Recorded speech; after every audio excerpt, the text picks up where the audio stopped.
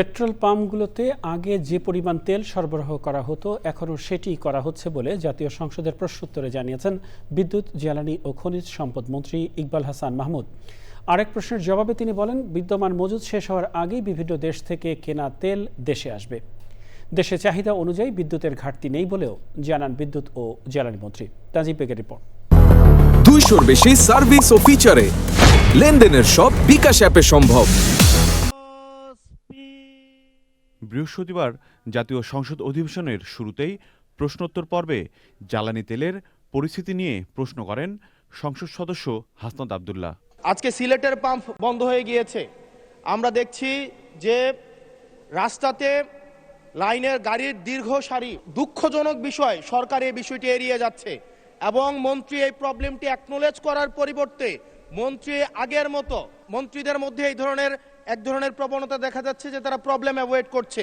জ্বালানি মন্ত্রী বলেন, মানুষ উদ্বিগ্ন হওয়ায় পাম্পগুলোতে অস্বাভাবিক ভিড় বেড়েছে। পেট্রোল পাম্পে যে পরিমাণে তেল দিতাম একদিন 1.5 দিন লাগতো বিক্রি করতে, এখন 2 ঘন্টায় শেষ হয়ে যায়।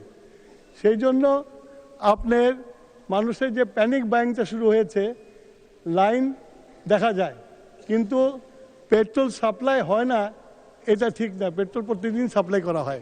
বিদ্যুৎ পরিস্থিতি নিয়েও প্রশ্নের জবাব দেন তিনি। চাহিদা অনুযায়ী বর্তমানে বিদ্যুতের কোনো ঘাটতি নেই, তবে গ্রীষ্মকালে সর্বোচ্চ চাহিদার সময় বিদ্যুৎ উৎপাদনের প্রাথমিক জ্বালানির ঘাটতি, সঞ্চালন বিতরণ অবকাঠামোর সমবিদ্যতা এবং রক্ষণাবেক্ষণ, ঝড় বৃষ্টির কারণে মাঝে মাঝে কিছুটা বিভ্রাট ঘটে।